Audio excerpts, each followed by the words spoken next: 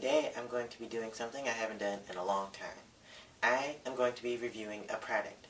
This product would be the iPod Touch 4th generation. Alright, so this is the iPod Touch 4th generation.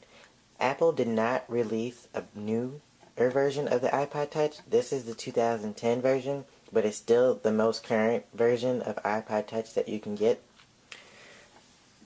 On the front, we have the camera up top, which I know you can't really see well, but there's a camera up here. On the bottom, there's a home screen. And those little bubbles you see, that is a screen protector that I have put on the iPod to protect the screen.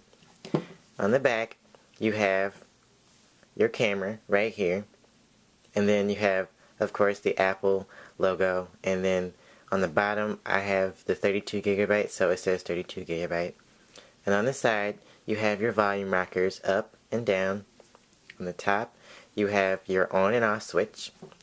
And on the bottom, you have your headphone jack, your iPod Connect doctor thing, and over here you have your speaker.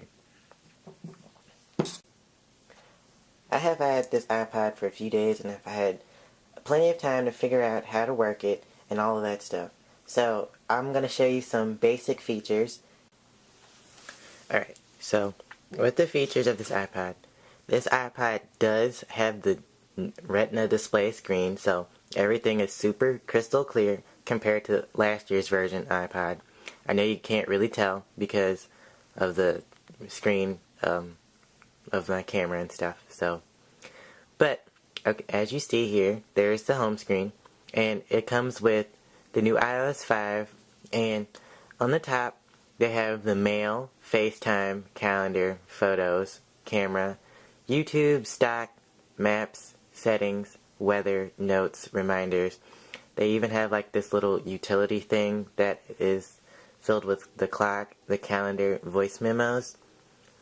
And then on here you have iTunes and videos.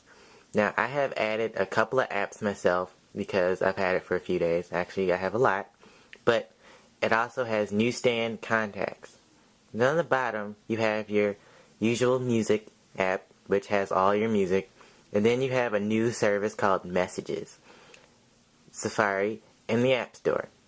The newest things to this new iOS 5 is probably the Messages and the newsstand.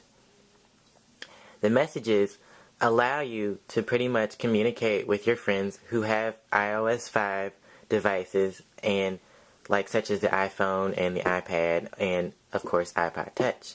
You can text over this, and you can share videos, pictures, and text messages with anyone who has the iOS 5 update on their iDevice.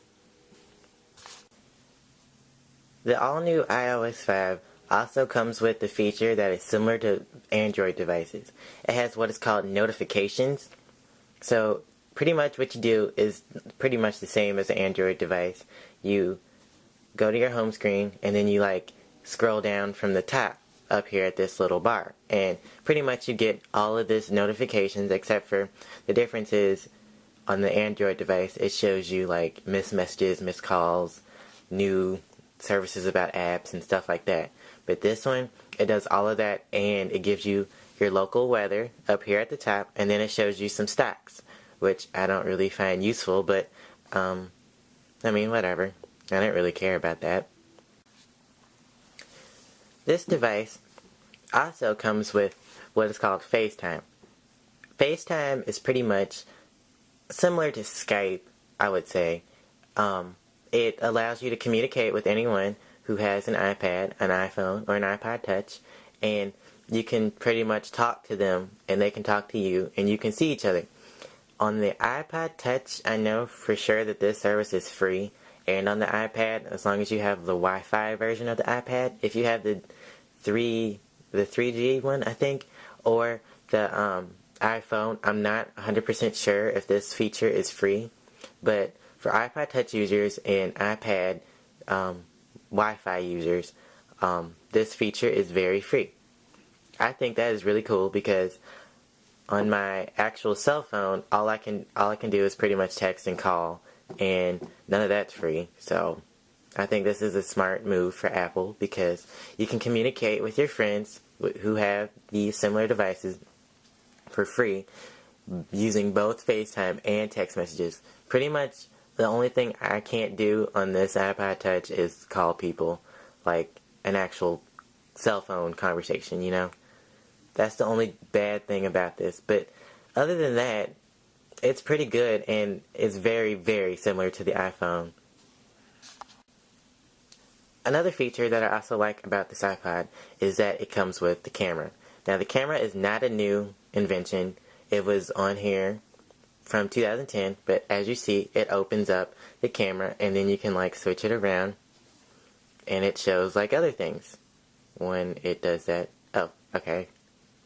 So I think that's a neat feature because you can record videos and like all your friends and take pictures in case you don't have like a camera or something, and you can easily share them to a social website and all of that cool stuff.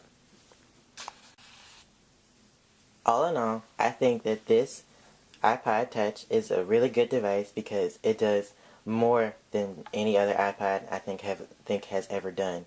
Because it plays music, it plays videos, you can get on the internet, you can watch YouTube, you can make videos, you can take pictures, you can text people, you can talk to people via FaceTime,